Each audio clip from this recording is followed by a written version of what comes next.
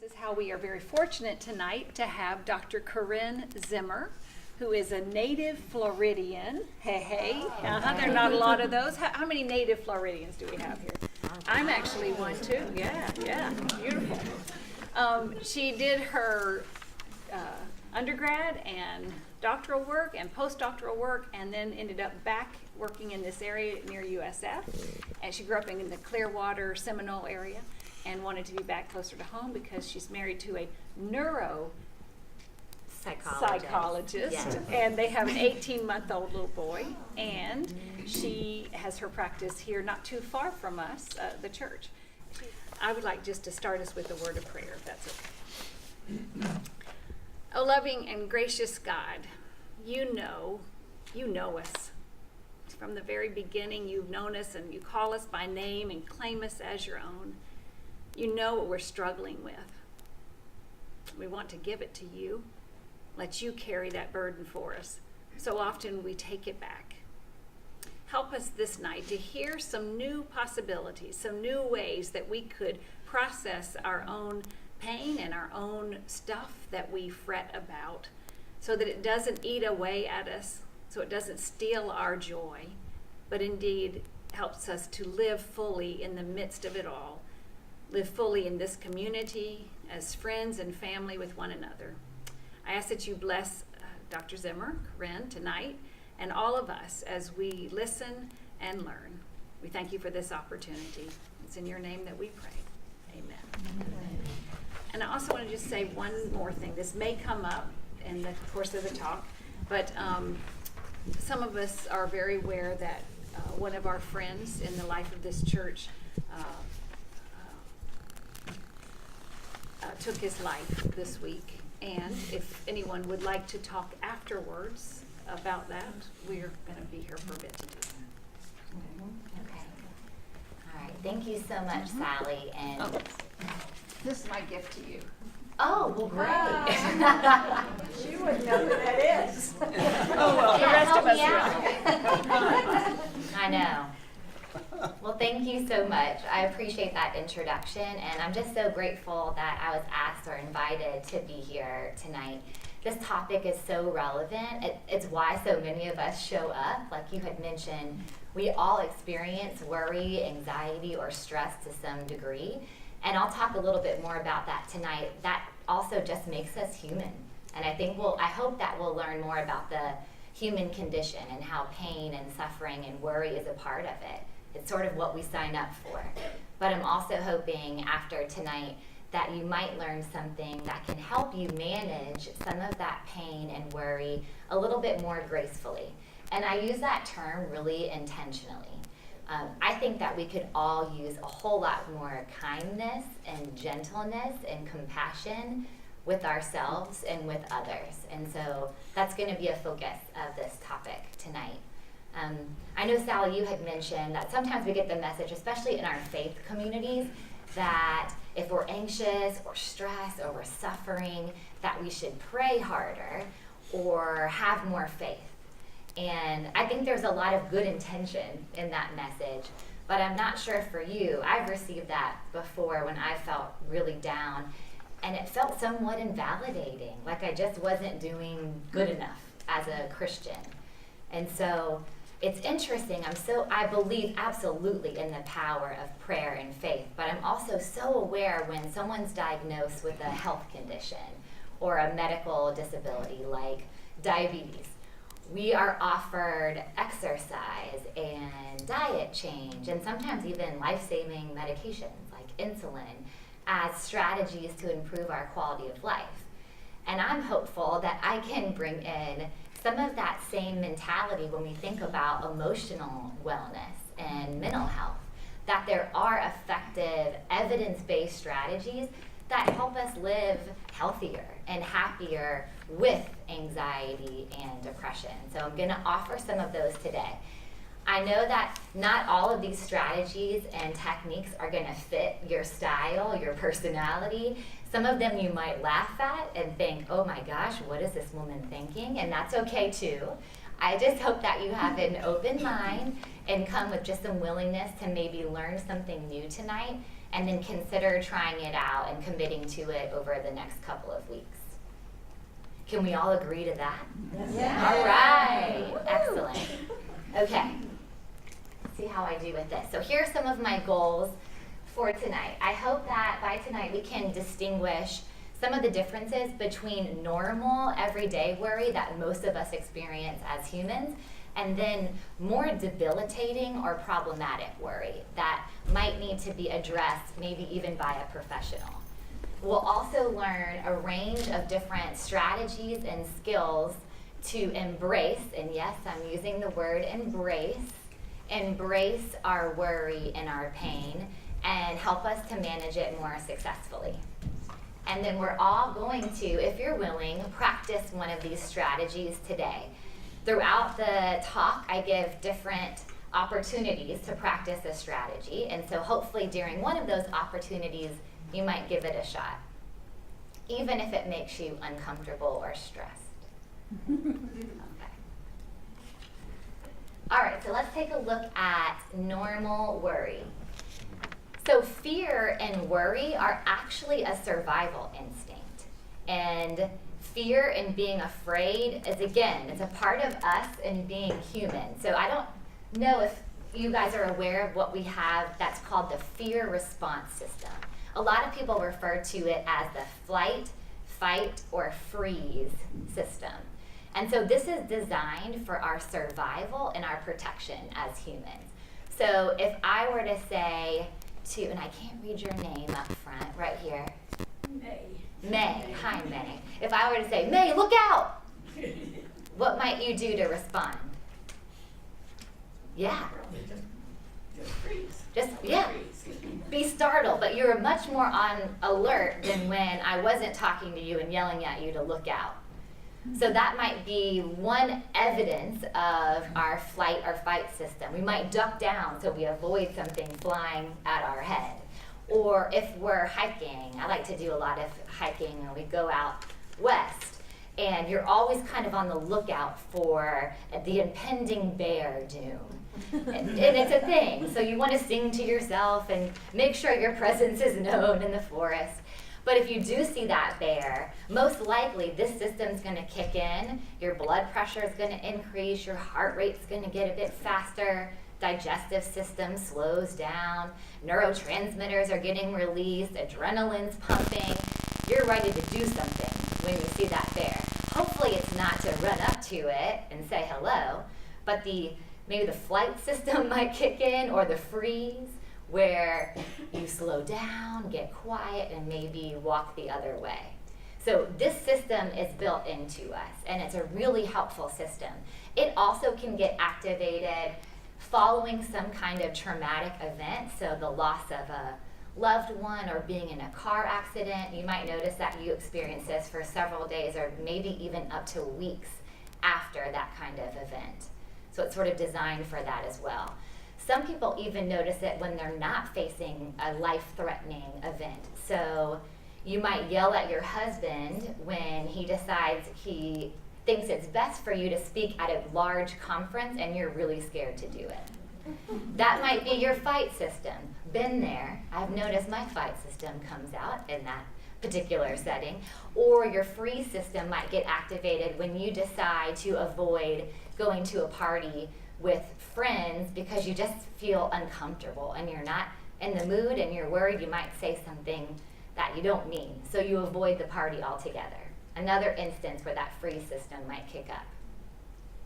A lot of us also experience arousal and excitement and anxiety when we're anticipating things we're excited for, like an upcoming sports game that we're invested in, or we might be a significant player in that game, or a job interview. And so our body gives us anticipatory anxiety and stress to get us prepared and ready to do well in that task. And there's actually a law called the Yerkes-Dodson law, and that's this graph here on the right. I'm hoping most of you can see this. So this law demonstrates the connection between healthy arousal and optimal performance. So the idea is that the more anxiety or arousal, physiological arousal that we have, we actually perform better on tasks. Now you can imagine that's up to a point. Anxiety or arousal can also peak in a way that our performance decreases. So you really want to be in that optimal zone of just enough stress and anxiety to do well on a task. So when I look at this law, there's a lot of research here, especially in academia. We like to show our college students this because when they get anxious about a test, a lot of times they feel in panic and like they can't do well. And we remind them, let's flip the script on that excitement and arousal that you're feeling. It's actually a really important signal from your body to prepare you to do well on a task, and you need it. And sometimes just reframing what that feeling is helps them to be more successful. So maybe that might be something that you might imagine trying. Most of us also get just random cases of nervousness. I don't know if you all have experienced that, where it's not triggered by anything that you can put your finger on. It doesn't seemingly connect to an event in your life, but it comes in waves and you just feel kind of jittery or keyed up, but then it subsides and goes away, and it doesn't stick around or cause too much impact on your daily life. So all of these experiences are what we kind of categorize as on the spectrum of normal day-to-day anxiety and stress. Can most of you in this room identify with some of this stuff on this chart? Yes. Okay, me too, definitely. And I think it's happening right now, some of that performance anxiety. I keep looking at this camera. Don't look at the camera, okay. All right, so let's move on and take a look at the difference between normal and more debilitating worry. So debilitating worry actually affects a lot of us. I'm not sure if you're aware of the statistics, but about 40 million Americans suffer from a diagnosed anxiety disorder every year. 40 million, so that's like 18% of our population. So a lot of us are out here suffering with pretty extreme anxiety. Women are more affected than men, so it's twice as likely to occur with women. I don't know if that's a surprise to you or not. And there's a lot of different factors that go into debilitating anxiety. Let's take a look at a few of them just so you can see if you might fit into this category or might know someone that does. For us as clinicians, we look at the frequency, duration, and severity of symptoms. That helps us to differentiate between normal and more debilitating anxiety. So let's look at some of the characteristics. Debilitating anxiety is often excessive, meaning there's a whole lot of it, and unsubstantiated. There's really not a particular cause or trigger.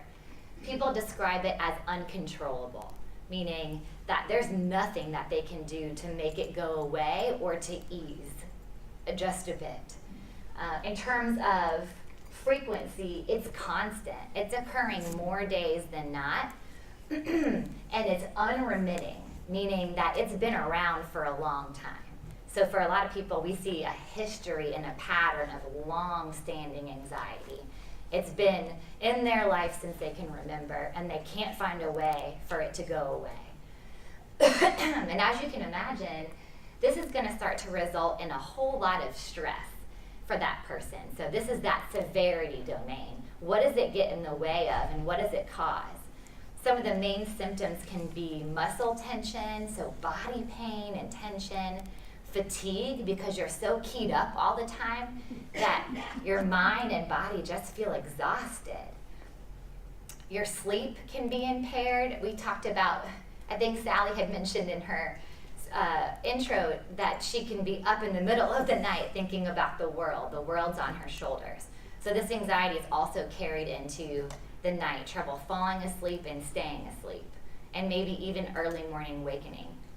Irritability, so we're more likely to be on edge and say things we don't mean to people that we care about. We notice that as a symptom. Trouble concentrating, that might impact work or academic if you're a student.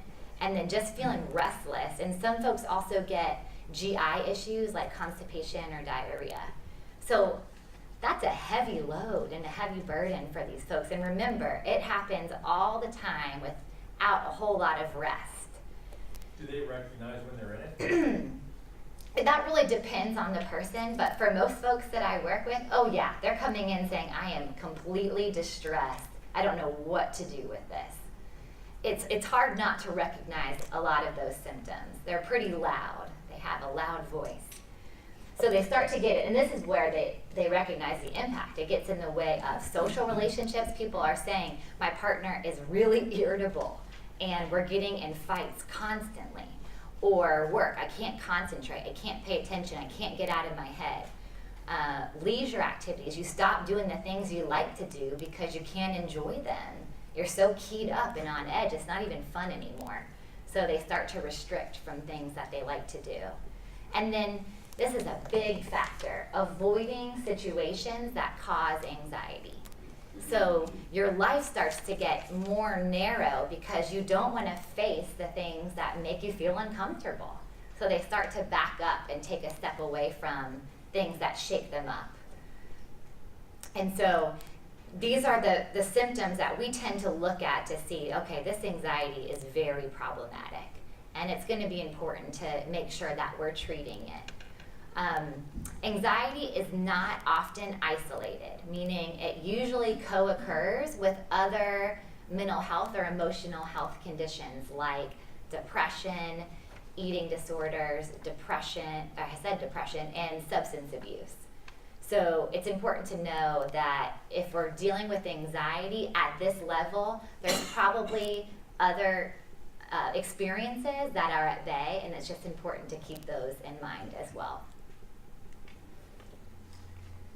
Okay, so one piece of this, before we get into how do we embrace anxiety and cope with it, we want to know what your sources of anxiety are and how to identify that. It's so important to collect really good data to inform what you're going to do about it. One way that I always encourage is keeping a mood or journal log every day. And I know some people are like, ugh, the idea of writing something down and being consistent with that every day. It's hard for me to go to the gym every now and again. So writing every day can be tough. But I absolutely recommend and encourage it as a start to knowing what's going on in your head. It's so wild. We have no idea the influence of our thoughts on our emotions and how we interact with other people and view ourselves. It's an absolutely huge connection. And so the way to see it is by slowing down and starting to keep some data. I don't know if I can click on this link here, but I've included a link, and if you want this resource, let me know. There's a great tool online, completely free, that gives you a chart of how to start keeping data. So you have an event that might occur, like going to church, and during that time you ask yourself, what's in my mind? What's in your mind might be, I hope I don't see Sally. She might still be thinking about that casserole I forgot to bring to the party. And so you might be feeling a little bit anxious or nervous. I hear some laughter, maybe somebody can identify. And what do? What's the outcome? Well, you probably make sure you're not sitting in her pew. Get as far away from her as possible as you can. And if she does head nod, you kind of head nod back, duck down, and run out the door. So it's important to start to see how that one thought, I hope she's not thinking about my casserole, completely impacted your interaction with Sally and your experience at church. And so it's just so great to start keeping this data to understand your thinking patterns. Also, I don't know if you know, but writing or journaling about stress or emotional health at least 20 minutes a day actually boosts your immune system functioning. We have a ton of research out of Harvard. Whenever we say Harvard, people are like, yes, Harvard. The research comes from Harvard, and it was specifically addressing folks that suffer from pretty serious autoimmune disorders like rheumatoid arthritis. And they found if they journal about stressful things or just their emotions in general, they started to have responded immune systems. So journaling is good for your health. So I encourage it even more so. Do it in a way that works for you. Writing in a cell phone. Some people really like their notes section of their phone. They can access it quickly on the go. Other people are really old school and just love a good old journal.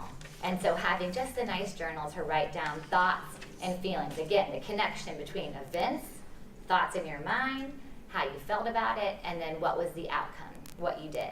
Then you can see, are my worries about people? Are my worries about things? Are they worries about things that are outside of my control? And then if so, why am I wasting my time worrying about things I don't have an effect on? What about getting into my life and spending my energy on things that matter to me?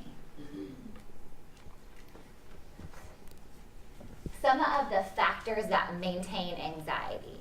Avoidance is one of the biggest, strongest factors that keep us stuck in worry.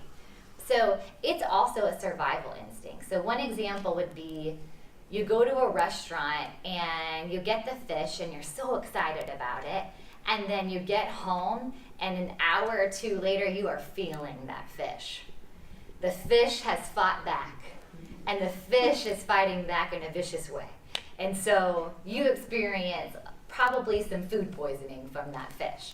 And so the next time that you go out to a restaurant, do you think you're going to order fish like in a couple of days? No. Most of us are going to avoid fish. And that's our body, again, protecting us from the harmful toxins that entered our body the last time that we had fish.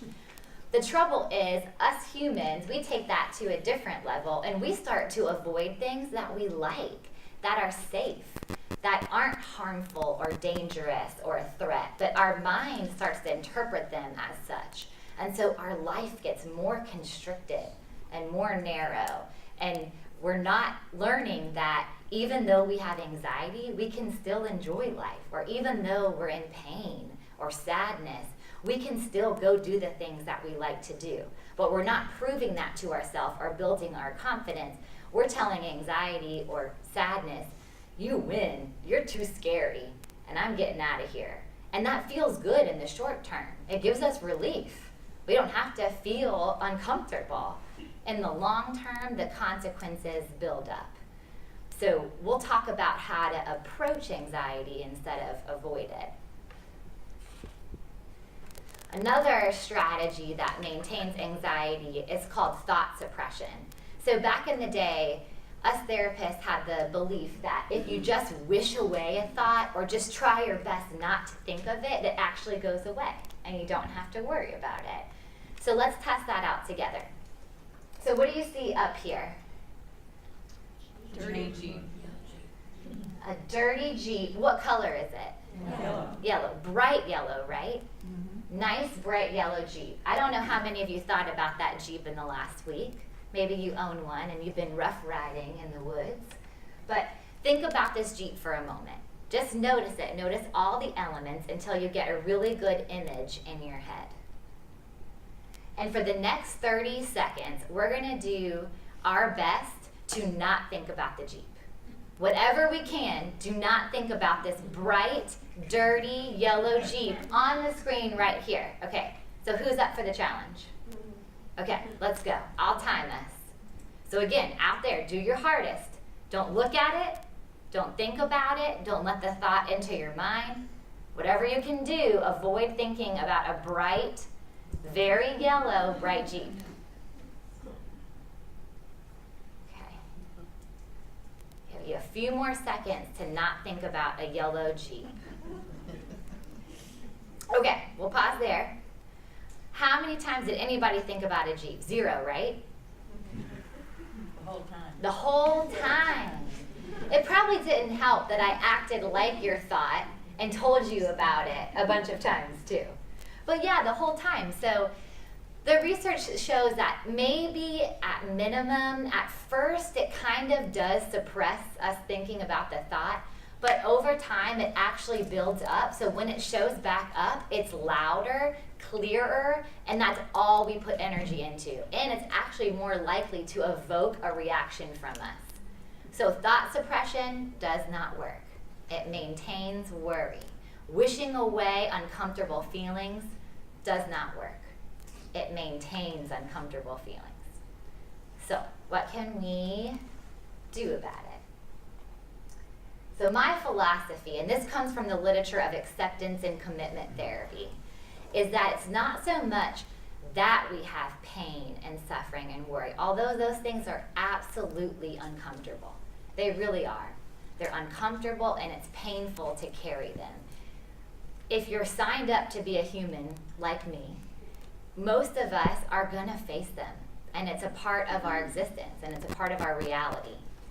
So it's not that we have them, it's how we respond to them and what we decide to do with those thoughts and feelings that really matter. Starting to see them less as a scary monster and more as something that's helping us, that's trying to give us cues about what's not working in our life and what's not right for us. Seeing it more as a friend, that pain and suffering can actually be friendly in a way and give us cues and guidance on what to do, totally reframes our struggle and our battle with pain and anxiety and worry. So I'm going to throw that idea at you, that we can actually have these things exist and we can embrace them and learn from them, and we don't have to struggle with them. That's a main tenet of this practice, acceptance and commitment therapy, is the idea of this control struggle. That most of us are in this like tug-of-war battle with anxiety and worry. So worry's on the other side, and it's this big scary monster, and we just stay in the battle, and most of our energy is on fighting with it. Like, we can't have pain, we can't have worry, we can't have loss, we can't have suffering. It can't be here and me be okay. And so we just struggle with it. And the idea here is to just abandon the battlefield. It's not about winning anxiety or winning over pain and suffering. Abandon it. It's like the idea of getting stuck in quicksand. This guy, though, I found this picture, and he looks pretty okay, I have to admit. I don't know if you can see his face up close, but he's oddly okay with being where he's at, which is kind of the idea that I'm trying to embrace. So quicksand, most of us, if we found ourselves in quicksand, what would we do? Struggle. What else did we say? Panic. Completely panic. You would get all of that fight or flight response. Your heart rate would beat faster, your blood pressure is pumping up, you're freaking out. And we start to move around. And the trouble with quicksand is the more that you flail and move around, you're applying downward pressure to the surface area, and you're sinking farther and farther into the pit. You're getting more stuck when you're trying to get unstuck.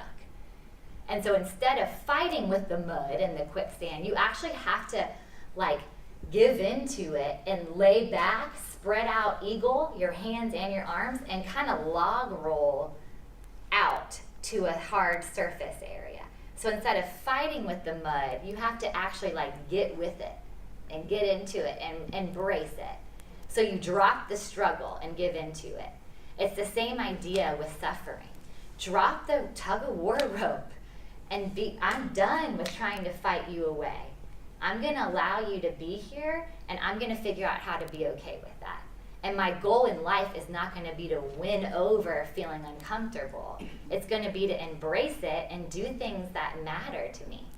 And so let's figure out some ideas about how to get started with that. And let me check how we're doing on time. Okay, so a lot of us that experience uncomfortable emotions, a lot of times they're preceded by pretty automatic self-thoughts and statements. Things that pop up into our head that we don't question or challenge. And a lot of us have a pattern in the way that we're thinking. And that pattern absolutely influences how we approach life. It's incredible to see the influence that thinking has on what we do and our actions. So let's look at some of the most common thinking styles that most of us have that can lead to anxiety and depression and some other emotional health consequences. First one, mental filtering.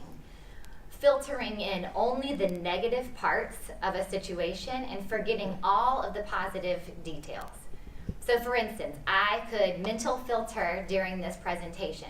I could only notice the times where I thought I messed up or it didn't go so well, and completely forget how I connected with people on a really important level, or heard something from someone that said that really made sense to me.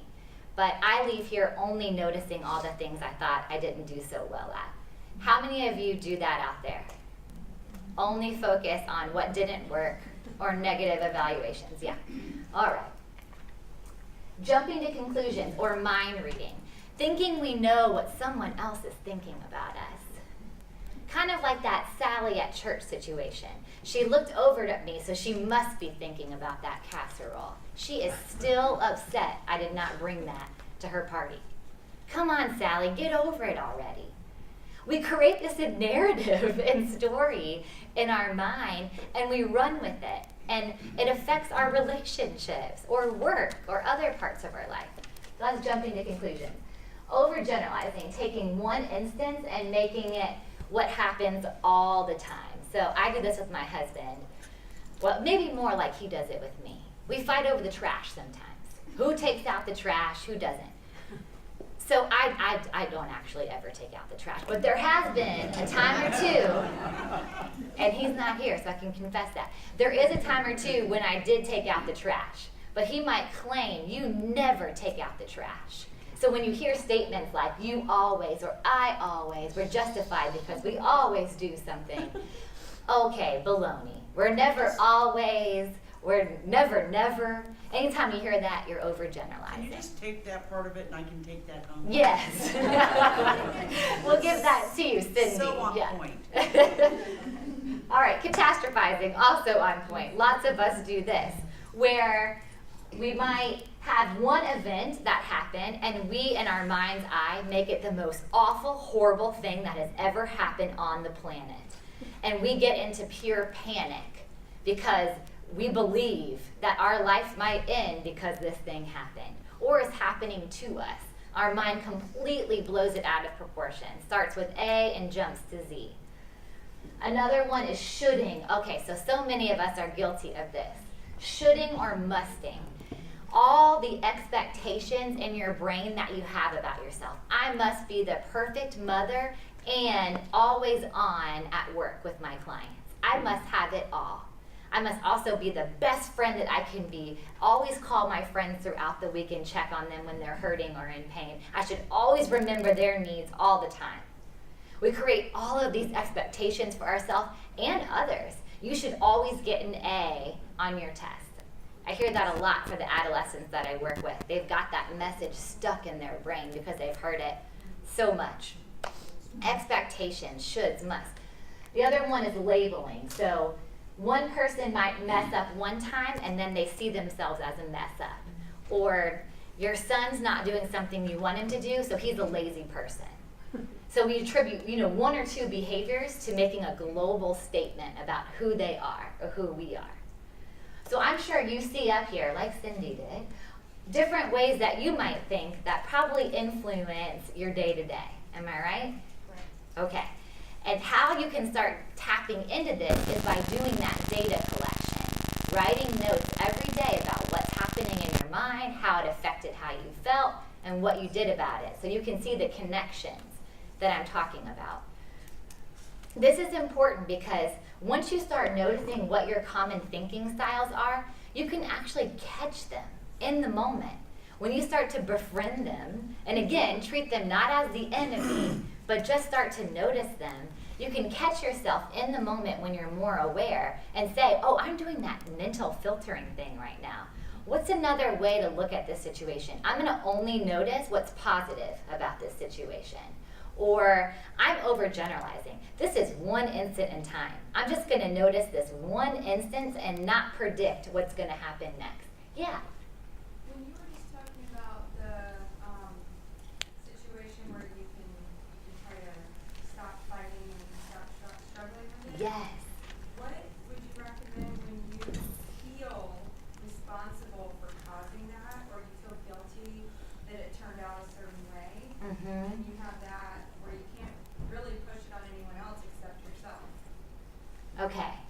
So you're saying in your mind's eye, you feel like you might have caused Right. something. You're attributing cause Right. to what The happened. ones that are out of your control, I will, try to let those go more, but Yes. the ones that I felt maybe I was in control and I messed up, or Sure. it was an accident or something, but you feel guilty or responsible, how would you fight or not fight the struggle?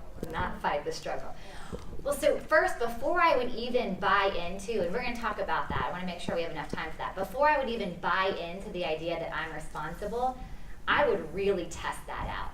So I would counsel with 3 or 4 trusted friends, and if it's in your faith community, folks in your faith community, people that you believe are of wise counsel, to get their perspective.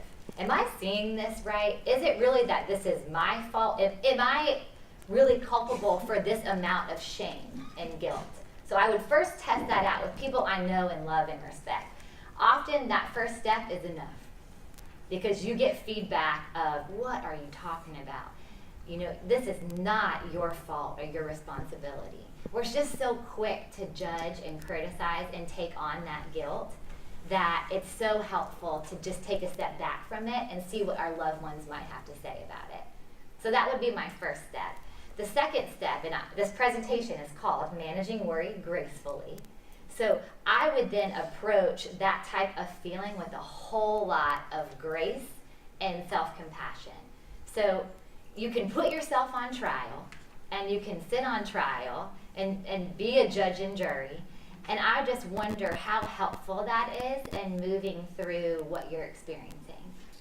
And if that's not best fit for you, maybe you decide to approach yourself with love and compassion and practice letting go and detaching from all of that shame. And there's some ways that we can do that. But thank you, I appreciate that example. Let's jump over to the idea of cognitive diffusion. So this is one way where if we're stuck in some of those negative thinking traps, we can learn to detach from them and just get some space so we can decide what to do with those thoughts. This idea is, instead of having a thought and buying into it, so the first thought that pops in your mind, instead of saying, oh, well, that's clearly true, the first thought that I believe must be credible, we decide to do some slowing down and some taking a step back and looking at the thought.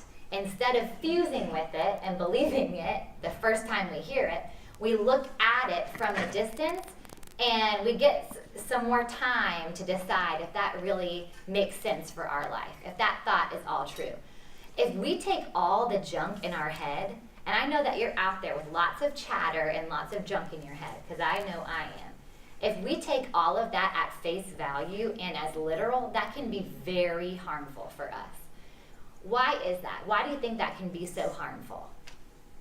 Taking everything in our mind as literal and true all of the time.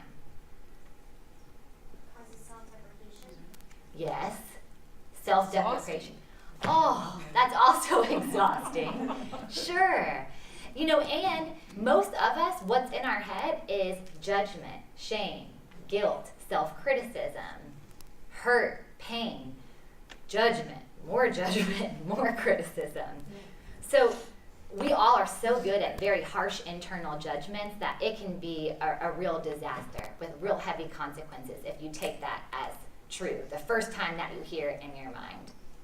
So the idea of cognitive diffusion is learning ways to detach from a thought instead of buying into it and fusing with it immediately. Does that word fusing and defusing make sense? Mm-hmm. Attach with it and look from it, or defuse from it and look at a thought, like write it down on paper and decide what you're going to do with it.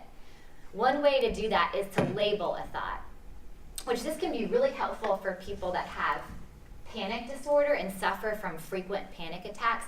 A lot of times their minds send them the message that they're going crazy or they're going to die. I don't know if anyone has unfortunately suffered from a panic attack, but it just feels tremendous. Like you're losing your life. You think you're going insane and that you're just going to keel over and die.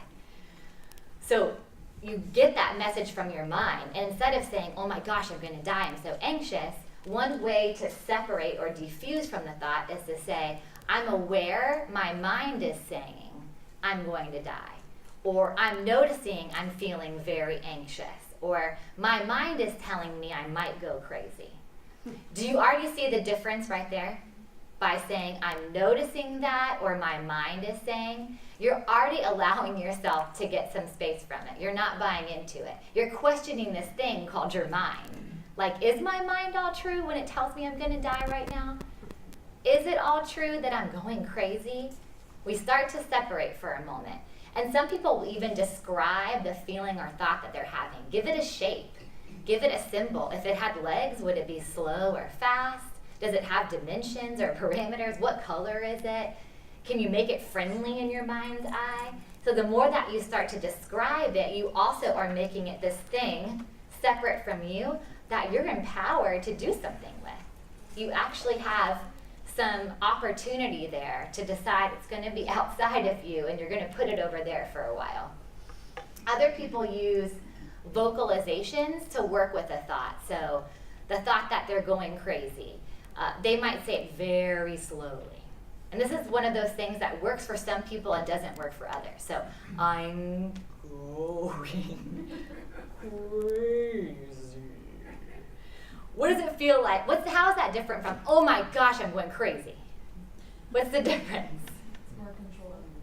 It's more controlled. We're slowing down. And it kind of takes the meaning out of the message. Instead of attaching meaning to it, it becomes meaningless. Or saying it really, really fast over and over again. I'm going crazy, I'm going crazy, I'm going crazy, I'm going crazy. That might make you crazy. But for a lot of people, it starts to just become this blurred thing that has no more meaning. And then they kind of can move past it or get over it. Some people put their thoughts into a song, like a really smooth R&B song, like, hey, I'm going crazy. Yeah, girl, you're going crazy. And then you make it silly and fun. It doesn't have the same kind of meaning or impact. So you can play around with your thoughts and, again, take more empowerment over them. Other folks use imagery. So they imagine in their mind's eye that they're sitting at a stream or somewhere else, and their thoughts are like leaves flowing on the stream. And so they notice a thought, diffuse from it, and just let it be on that leaf and move down the stream. And in your mind's eye, you're just watching from a distance. You're not suppressing a thought or wishing it away or struggling with it. You're placing it on a leaf and just noticing it as it moves along. You might have another intrusive, unwanted thought that comes in, and you place it back on a leaf and let it move on through. So those are different ways that people learn how to diffuse or detach from thoughts. The best kind of classic way to do it is just to write it down on paper so that you get more opportunity to look at it, test it out, talk to a friend about it. Say, what would you say to a friend if they were having that thought? And come at it with a whole lot more grace and compassion. We're going to skip over exposure. If we have time, we'll get back to that.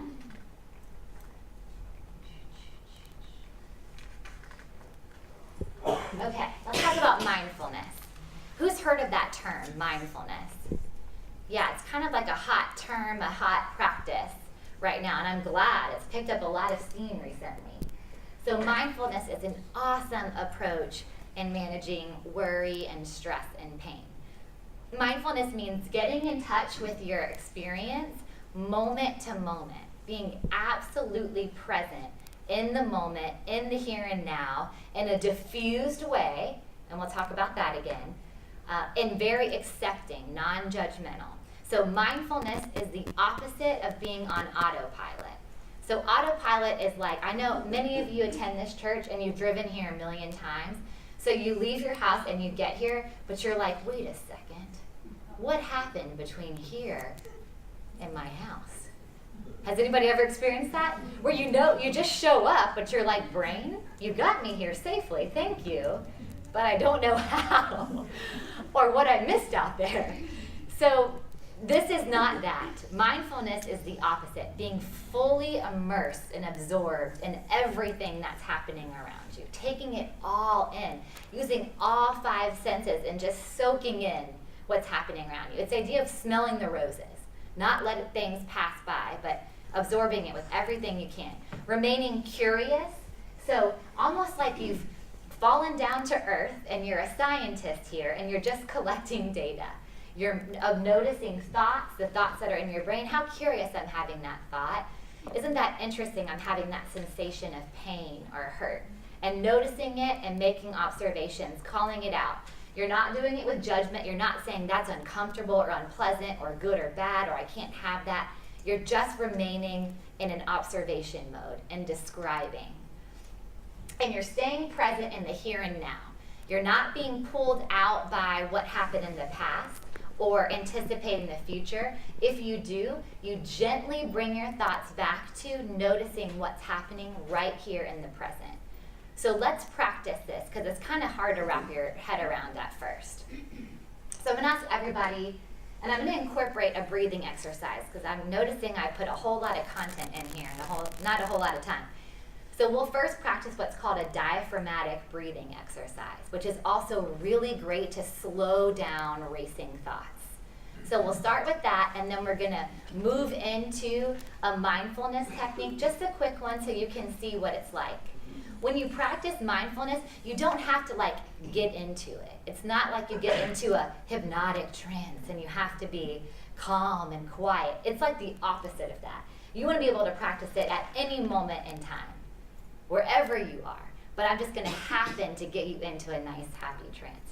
Okay, so if you're willing, take a moment and just plant both feet on the ground, kind of firmly on the ground.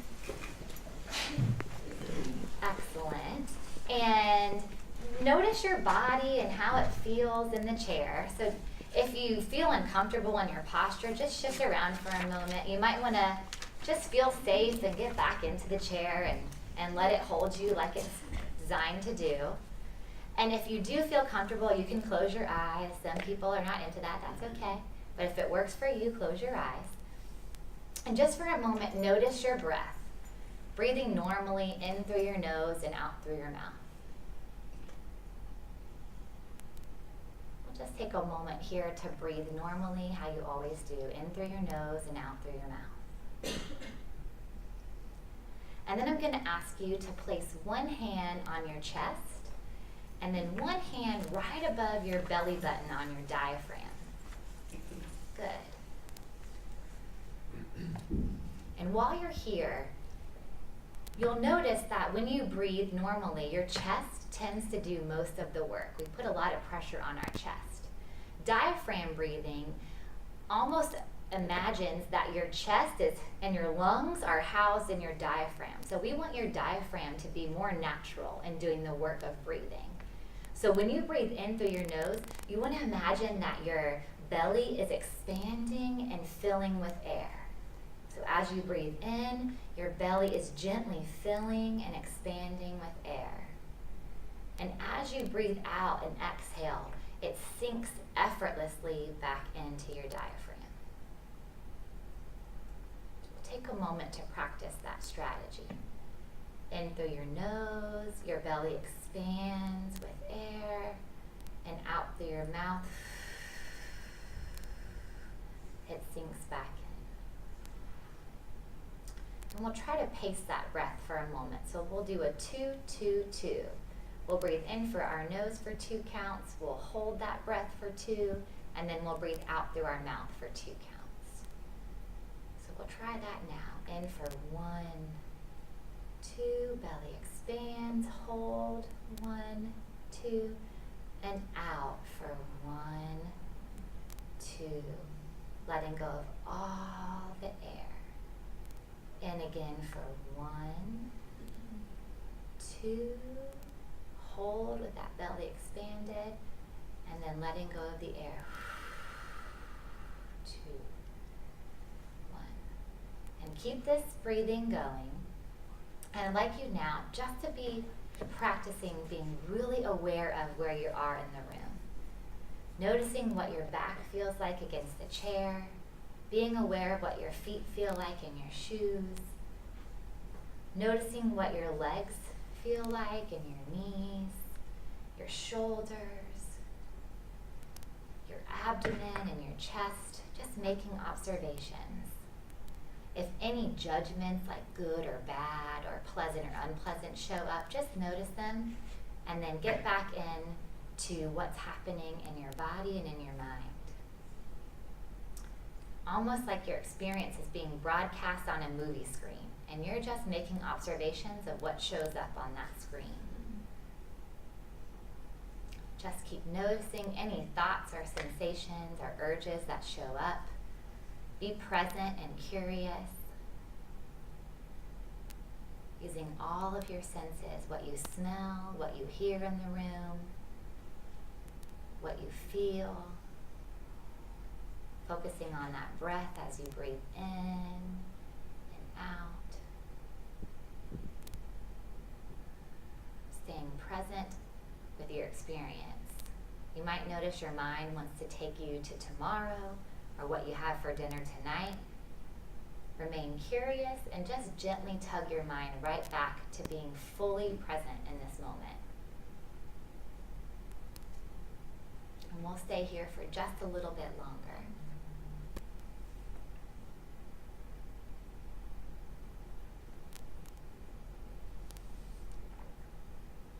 All right, and when you're ready, just bring your attention back to the presentation. Open your eyes, wiggle around for a moment. Get more comfortable again. Okay. So you all just practiced being mindful. Would anybody like to share just briefly what that experience was like, what they noticed during it? Yeah. It's like meditation. Yeah. And we all look at our telephone, we have the calm button that gives you meditation. Mm-hmm. Yes. Yeah. I was concentrating so much with breathing, Uh-huh. holding and exhaling, Yeah. nothing else was going on. Oh. Can you say that louder, Jack? Nothing else was going on because I was concentrating on breathing, holding it, and exhaling. Yes. So what you're telling me, Jack, is that, and I know that you're not in this room without loss or pain or fear or stress, but when you focused on your breathing and paid full attention to what your body can do to just ground you, all of that was chatter way in the distance and in the background. Yeah. Yeah, so that's pretty radical. So we can use breathing and mindfulness as a way to get us back into the present when our mind and pain and worry want to take us farther away from what we want to do and what's of value to us. I know I'm running out of time. I want to just look at this example that your pastor presented. I thought was so lovely as an example of mindfulness. You can also use mindfulness as having an intention for the day. So you might have the intention of peace, that I'm going to have peace at the forefront of my mind today. And I'm going to look at the world as if I'm carrying peace with me. And yes, I might be tugged away by someone calling me that's not peaceful, or being at work and dealing with stress, but I'm going to put myself back into the present of holding on to peace. And this is a cool example. I don't know if you guys read this that popped up, but first thing in the morning, prepare your heart to be at peace. Then take great care throughout the day to call it back to that peace frequently, just gently calling it back. And, as it were, to again take your heart into your hand. If you happen to do something that you regret, be neither astonished nor upset, so no judgment, no evaluation, but just acknowledge your failing, humble yourself quietly before God, and try to regain your gentle composure. Say to yourself, there, we have made a mistake, but let's go on now and be more careful the next time. Every time you fall, do this again. I really love that. I think that really captures the essence of mindfulness, compassion, and gentleness. Thank you, mind. Let's bring me back to this place of peace. We practice calm breathing, so we'll move on from that. Imagery is another great tool. I'm recognizing I'm at my hour, so we might skip over that, but I did provide you a lot of resources in your handout. These are excellent, free online resources that you have. Let me get to my last slide. Oh, one more thought. Learn from the past, plan for the future, but live in the present. These websites, again, are free resources online where you can create your own roadmap for your worry, for your distress, for your pain. And they give you lots of evidence-based strategies that are practical that you can take with you and try out every day. These are incredible tools. There also are free apps that you can download on your phone that remind you to just breathe. Breathe right now. And they'll actually show you a symbol of calm breathing that you can follow along with and match your pace of breathing. So Jack, that might be good for you. That's that Calm app. Free, you can download it on your phone.